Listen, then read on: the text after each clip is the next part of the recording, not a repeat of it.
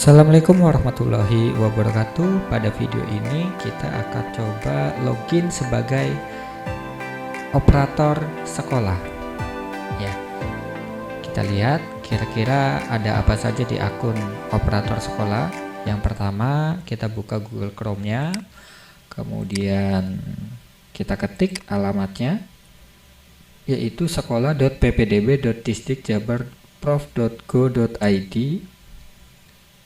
Nah, untuk akun admin sekolah itu adalah menggunakan NPSN. Untuk akun operator sekolah itu username dan password sesuai dengan yang kita buat. Kita login saja karena ini sudah tersimpan.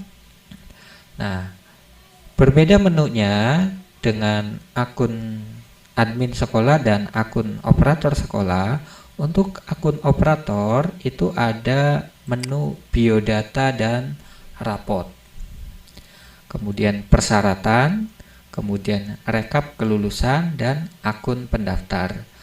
Untuk biodata siswa ini akan berisi semua biodata siswa. Kalau Dapodiknya sudah 100% ataupun 90% valid, maka di bagian ini kita tidak terlalu banyak melakukan perubahan ataupun edit data.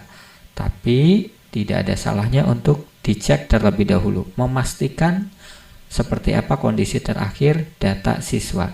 Misalnya kita ambil contoh ini, kita klik input biodata.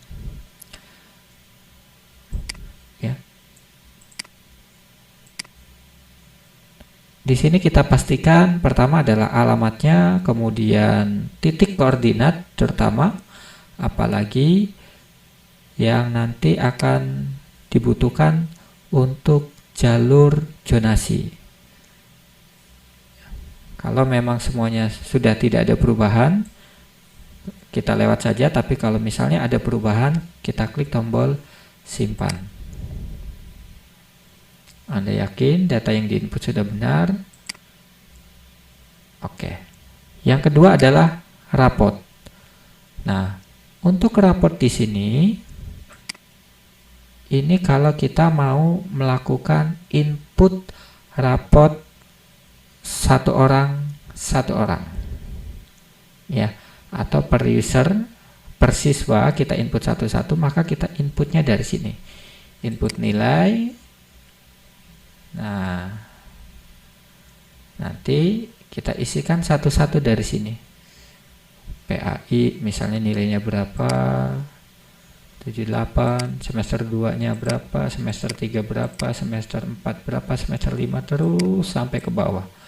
Nah, yang diinput di sini ini hanya PAI atau pendidikan agama, PPKN, kemudian bahasa Indonesia, matematik, IPA, IPS, dan bahasa Inggris. Ya, ini nilai yang dimasukkan ke posisi rapot. Yang ketiga itu adalah ranking. Tahun kemarin itu tidak ada, nah adanya baru di tahun sekarang ini. 9A misalnya kita ambil contoh kelas ini, kita update ranking, kemudian kita masukkan manual satu-satu. Ini kita bicara manual ya. Semester 1 dia ranking berapa, 2 berapa, 3 berapa, 4 berapa, 5 berapa. Ini sangat merepotkan kalau kita harus menginputnya satu persatu. Nah, yang keempat pada bagian biodata dan raport itu adalah import data. Nah, ini yang paling kita suka ya. Karena dari sini kita mempermudah dan mempercepat pekerjaan. Kita pilih kelas 9A, kemudian klik export. Ini satu kelas, pilih lagi kelas yang lainnya, klik export lagi, pilih kelas yang lain, klik export, lakukan untuk semua kelas.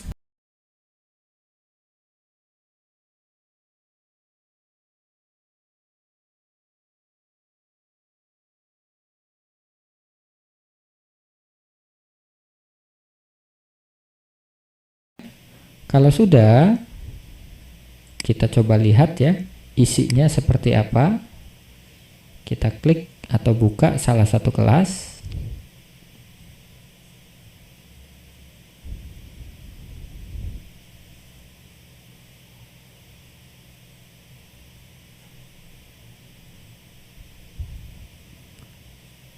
Ada klik enable editing ya. Nah, di sini tentunya Bapak dan Ibu itu sudah biasanya sekolah sudah mempunyai rekapan data nilai. Nah, itu tinggal disesuaikan dengan format yang ada di sini. Yang pertama PAI semester 1 sampai 5, PKN bahasa Indonesia, matematik, IPA IPS, bahasa Inggris. Terus dan di sini adalah ranking. Diisi untuk semua siswa. Setelahnya simpan ya. Setelah itu bisa import ya ke sini. Caranya cukup klik di sini. Nah, file yang tadi itu yang mana? Misalnya adanya di sini. Misal ini ya. Kita klik, kemudian pilih open. Kalau memang sudah benar ini, kita klik pilih import seperti itu. Ya, ini untuk biodata untuk nilai rapot. Kemudian selanjutnya adalah persyaratan. Persyaratannya terbagi menjadi dua, ada persyaratan umum dan persyaratan khusus. Untuk persyaratan umum, kita lihat apa saja yang dibutuhkan. Yang pertama adalah NIK, yang kedua adalah nomor KK. Setelah NIK dan nomor KK ini ada, nanti kita cek bagaimana validasi daripada data siswa tersebut, apakah NIK dan KK ini sudah sesuai. Kalau memang belum sesuai, biasanya harus diperbaiki terlebih dahulu di bagian Dukcapil ya, seperti itu. Oke, selanjutnya adalah persyaratan khusus. Input persyaratan khusus ini sesuai dengan jenjangnya. Kita coba yang SMA dulu. Kemudian jalurnya ada ABK, ada keluarga ekonomi tidak mampu, kondisi tertentu, perpindahan orang tua, prestasi dan prestasi rapot. Kita coba ABK. ABK itu adalah anak berkebutuhan khusus. Yang harus diupload di sini itu adalah surat hasil diagnosa atau penilaian kekhususan dari ahli atau Pokja pendidikan inklusif. Ini kalau ada, kalau tidak ada berarti dia tidak bisa daftar di jalur ABK ini. Yang kedua adalah keluarga ekonomi tidak mampu. NIK-nya ini nanti akan langsung terkoneksi ke data terpadu kesejahteraan sosial. Kita cek misalnya tidak terdaftar, berarti NIK atas nama siswa tersebut setelah kita cek itu tidak terdata sebagai bagian daripada DTKS. Kalau ada dan terdaftar, biasanya mereka juga punya informasi bahwa dia sebagai surat, ada suratnya ya. Nah, suratnya kita scan, kemudian kita upload ke sini. Selanjutnya adalah jalur kondisi tertentu. Surat tugas orang tua sebagai tenaga penanganan COVID-19 dari instansi tempat bertugas atau surat keterangan korban bencana alam atau sosial dari desa atau kelurahan setempat. Ya, ini untuk yang terdampak kondisi-kondisi tertentu bisa memilih yang ini. Kemudian perpindahan tugas orang tua dispesifikan lagi sebagai perpindahan. Pindahnya itu ke daerah mana, alamatnya yang sekarang itu di mana, dan persyaratannya yang jelas adalah surat keterangan pindahnya itu kita lampirkan di sini, di-scan terlebih dahulu, kita masukkan di sini sesuai dengan juknis yang ada. 3 tahun ke belakang. Jadi kalau yang bersangkutan atau orang tua itu sudah pindah 5 tahun di tempat yang sekarang, itu namanya bukan pindah tapi sudah menetap. Kemudian kalau perpindahan orang tua tapi yang anak guru. Untuk anak guru itu persyaratan khususnya adalah ada 2, surat tugas mengajar atau bekerja dari pimpinan satuan pendidikan, kita upload ke sini. Yang kedua adalah sertifikat pendidik jika ada. Kalau tidak ada berarti tidak usah diupload. Kemudian untuk jalur prestasi kejuaraan, jenis lombanya ini ada 5 poin utama. Ada penyelenggaranya itu adalah Kemdikbud atau Kemenag, di luar Kemdikbud atau Kemenag ada Pramuka, ada Hafiz Quran, dan ada WJLRC. Ya, ini tentunya dibuktikan dengan piagam penghargaan atau sertifikat ya kejuaraan seperti itu. Misalnya Kemendikbud, nama prestasinya apa, kategorinya apa, tunggal atau bergu, misalnya bergu, pelaksanaannya bagaimana. Kalau berjenjang itu maksudnya ada dari tingkat misalnya sekolah, kecamatan, kabupaten, provinsi sampai nasional, itu namanya berjenjang. Kalau hanya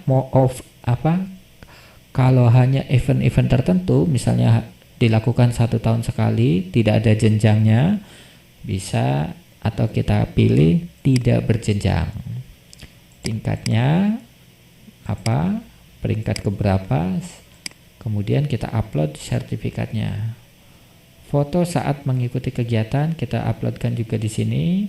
Foto pada saat menerima atau memegang bukti kita masukkan ke sini, dan link YouTube jika ada kita upload ke sini juga, simpan. Ini untuk prestasi kejuaraan. Untuk prestasi rapot. Nah, untuk prestasi rapot itu adalah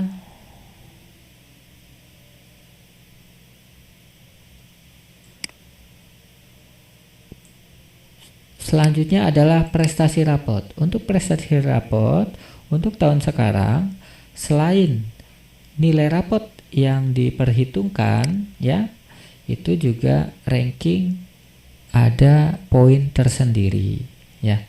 Berapa poinnya tentunya sudah diatur dalam juknis yang ada. Ini untuk SMA.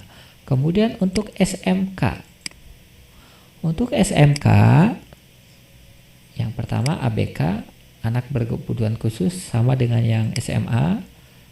Keluarga ekonomi tidak mampu juga sama, persyaratan khusus yang harus diuploadnya. Kondisi tertentu juga sama, perpindahan tugas orang tua juga sama. Kemudian kejuaraan. Nah, yang beda adalah ini prestasi rapot unggulan. Apa itu yang dimaksud dengan prestasi rapot unggulan? Tentunya sudah ada di video sebelumnya, silakan disimak ya. Kemudian ada prioritas jarak. Ini juga yang baru ada di tahun sekarang. Tahun kemarin itu tidak ada zonasi untuk SMK. Tapi tahun sekarang ada prioritas jarak. Ini ya, berarti kita pastikan datanya itu sudah valid juga. Kalau sudah, klik tombol simpan. Ya, itu mengenai persyaratan. Kemudian rekap kelulusan. Ini sama dengan yang ada di akun admin sekolah juga. Di akun operator juga ternyata di sini ada ya. Kemudian akun pendaftar, yaitu username siswa, di akun operator ini juga ada ya. Itu untuk akun operator sekolah, bagian-bagian atau menu-menu yang bisa kita gunakan. Dan